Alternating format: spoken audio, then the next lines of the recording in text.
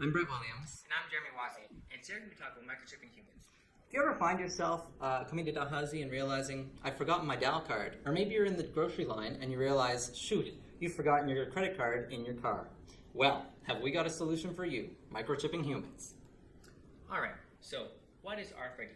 RFID stands for Radio Frequency Identification, and this is the technology that we're going to be using to microchip humans.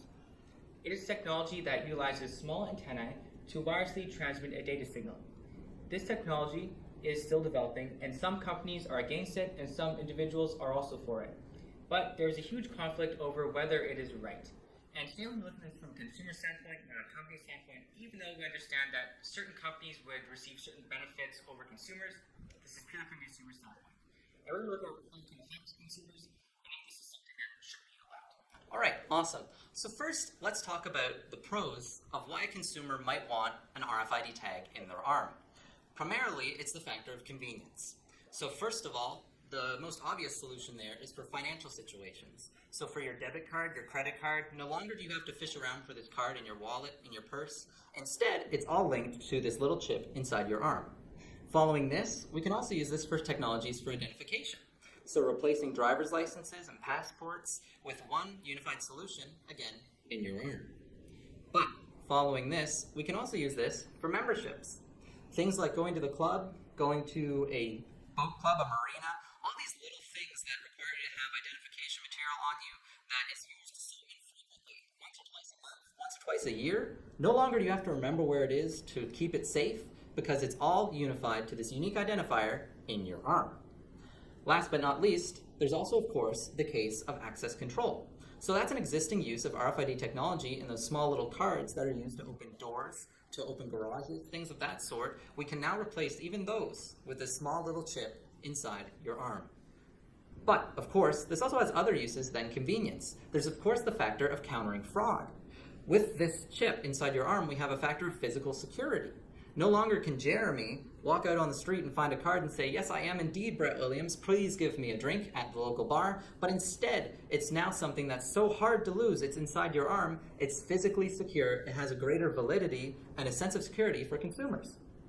And finally, this also brings a sense of unification of standards. Not only a sense, but a reality. No longer do you have this wallet that's an inch thick, but instead you have one single chip, one single unified solution inside your arm. But of course, not everything is good, and so I'll leave that off to Jeremy to talk about why some things might be a little bit bad. Alright, so it's convenient. We get that. Alright, it makes things a little bit easier in someone, but there are huge cons to why you would not want it. The first one is technical failure. What happens when this technology malfunctions or breaks?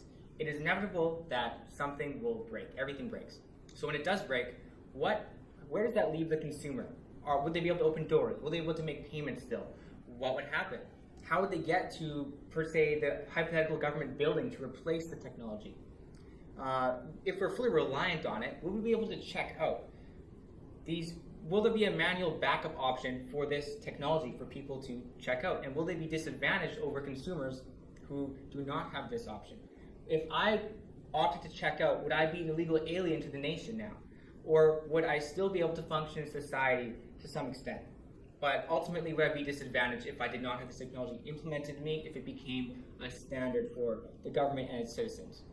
Another con is fraud and security reasons. Even though Brett talked about how it can be used to counter fraud, it can also be used to stimulate fraud.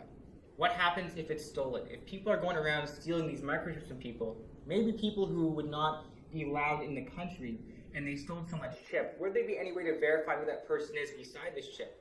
As we become increasingly reliant on this technology, we become decreasingly reliant on these paper systems that we used historically. If my driver's license, my ID, my payment system, everything is in my arm, if someone took this from me, they would become me. My physical body would no longer be me.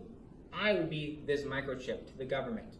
And the final reason why this is a con is you're sacrificing your privacy, your anonymity, and your security and freedoms. You're sacrificing everything just so it's a little bit more convenient. Awesome. And on that subject, let's head then to the conclusion. Let's look a little bit and summarize about what we've talked about here. First of all, talking about the pros. So obviously, there's that sense of convenience with this technology. No longer is it a wallet full of things you need. No longer is it a pocket full of things to lose, but instead one simple unified solution. But it can also be used again for that countering fraud, an increased sense of physical security. However, in this case, the cons, we find, outweigh the pros rather greatly. Because of course, you also have that loss of personal privacies. You lose that sense of anonymity when you go from place to place, and suddenly someone can track Brett Williams did indeed go from place to place through 2 separate databases, the security of which is out of your control. Of course, that also leaves us with a sense of an increase on reliance on technology. Are we moving towards a cashless society where those who are willing to or unwilling to adapt are left disadvantaged and lost? And finally, talking about that fraud, as Jeremy said, it can indeed be used to increase fraud, not just decrease it, where the validity of these chips is held to be penultimate. There is no concern with someone stealing an arm. Who would do that? That's where the issues arise. So between the two of us, we have to ask ourselves, is this something that consumers can justify the sacrifices that they would make to have?